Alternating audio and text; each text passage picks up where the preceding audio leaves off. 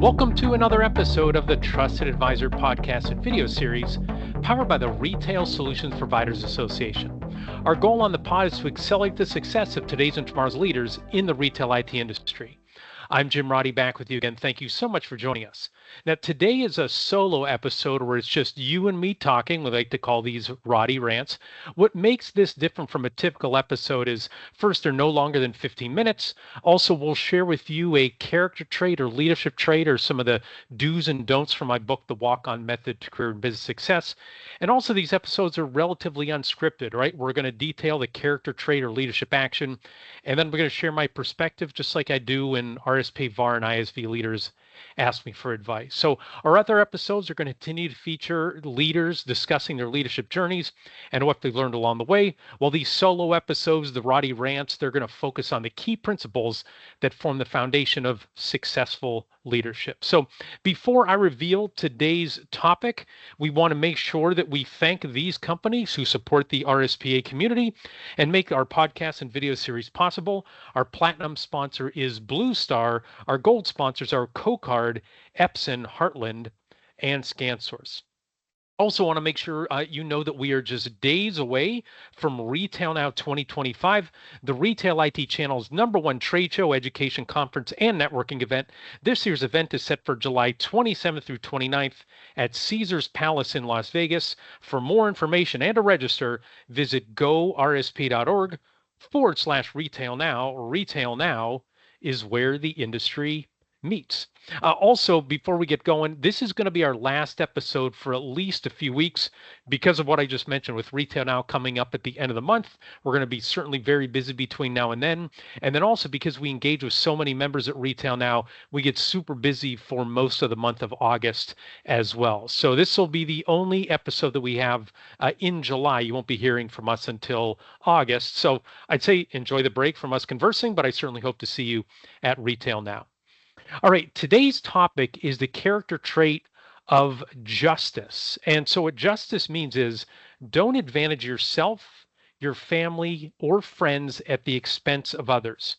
Seek first to understand before seeking to be understood, and then also see the other person's viewpoint. So that is justice.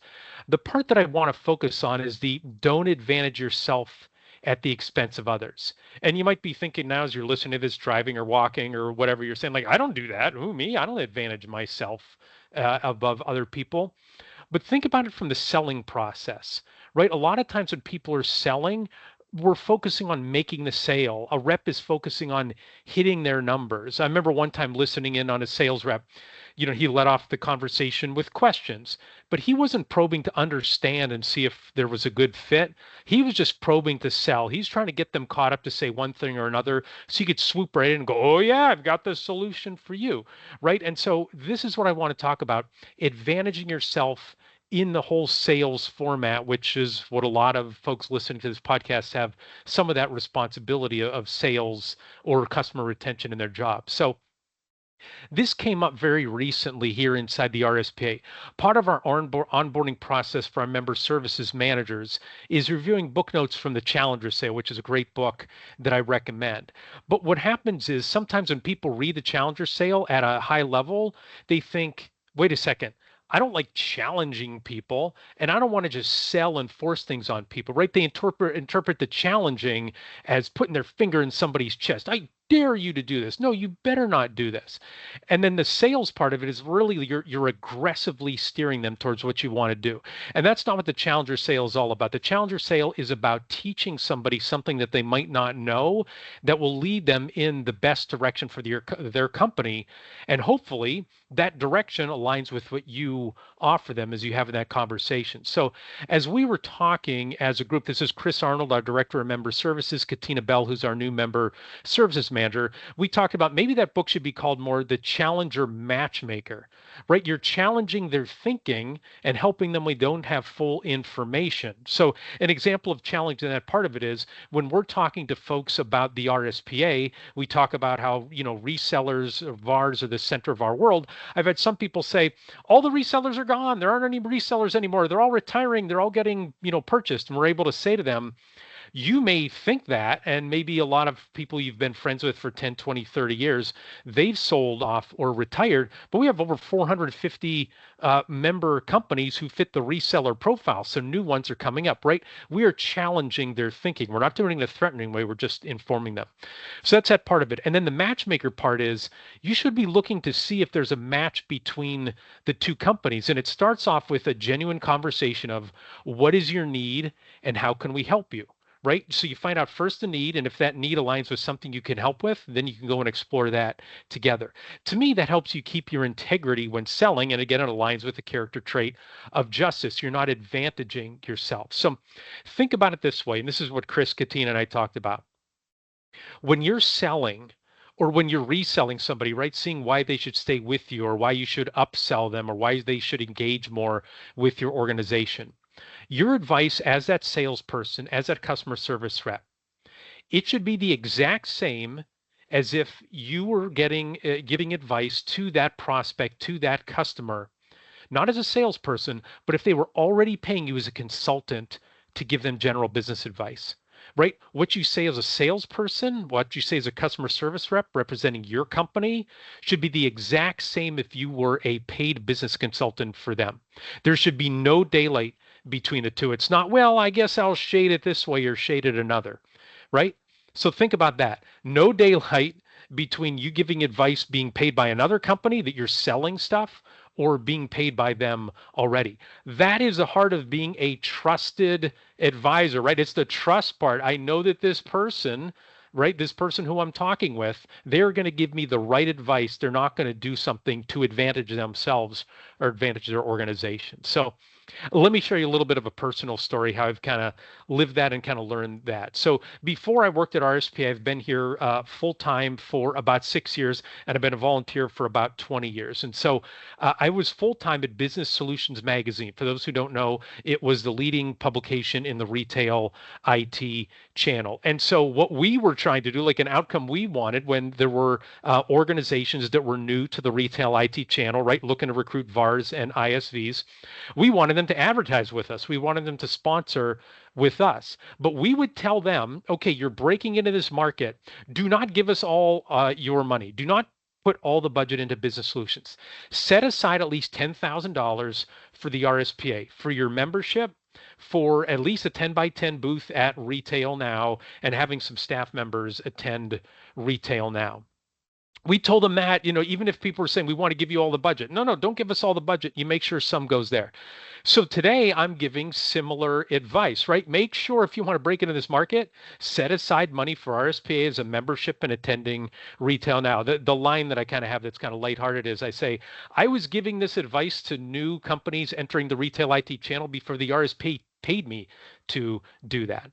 Now, the advice that I give companies, who are prospects for the RSPA, it was really tested last year, a little over a year ago, when I received an outreach from Nick Rovis. So Nick Rovis, I've known him for over 30 years. He and I actually went to college together at Gannon University, and we were on the Gannon basketball team for a couple years. Nick was a scholarship guy recruited to Erie, Pennsylvania, the United States from Croatia. I was a walk-on from Erie, Pennsylvania. Nick played way more than I did. He was a much better player than I am, a lot taller than me as well, but that's all besides the point. So Nick, after he graduated, he and I had kind of stayed in touch in terms of, I knew he had a big family. I knew he was in the computer tech world. I knew, he was doing well. And he was always trying to convince me to visit him in Croatia. And maybe I'll do that someday. Would love to do that. But Nick got into the point of sale industry in Croatia and Italy, in that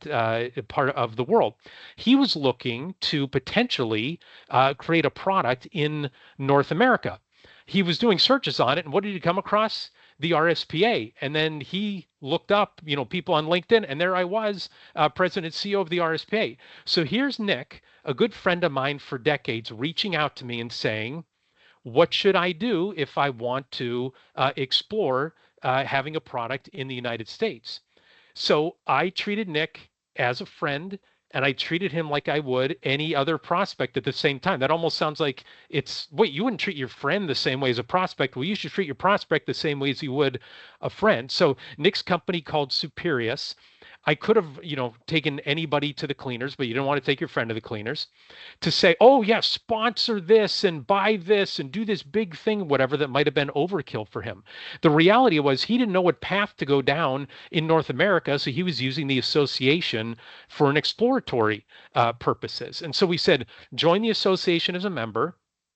Make sure you come to Retail Now, right? He wasn't in position to get a booth at Retail Now because he didn't know if he was going to go from a channel standpoint or sell direct or even what slice of the market he was going to go into. So we didn't try to sell him a booth or anything like that. We just said, get your membership, get a pass, come over here. We also recommended that he attend some other events, some of the other Acquirer Association events to try to learn that payments angle as well, right? So that's where, again, the advice that I give to a friend should be the same advice that I'm giving to a stranger. We should be the trusted advisor, not looking to advantage ourselves, but looking to help out those individuals.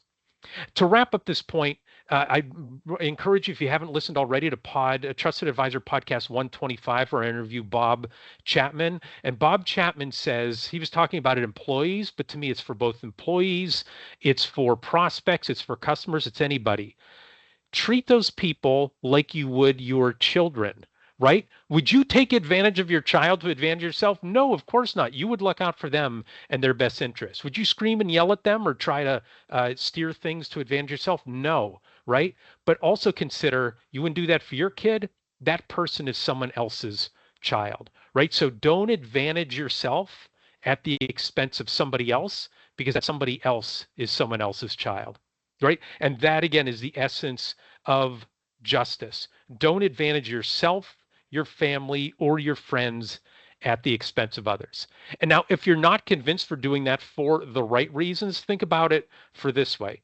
You do not want to advantage yourself in the retail ID channel in this space only for the short term. One thing that I've learned in my quarter century now in this space, right? If you burn a bridge, you are not just burning one bridge. All the bridges in the retail IT channel are interconnected and they are all made of wood. If you burn one bridge, you could set the whole thing on fire, certainly way more than one that you intended. So again, embrace the character trait of justice. We give the example today in terms of selling and customers, but you should do that with everybody who you work with in life and especially in a business setting. Well, that does it for this episode of The Trusted Advisor. If you enjoyed our discussion, be sure to subscribe to the RSPA YouTube channel and the Trusted Advisor podcast so you never miss an episode.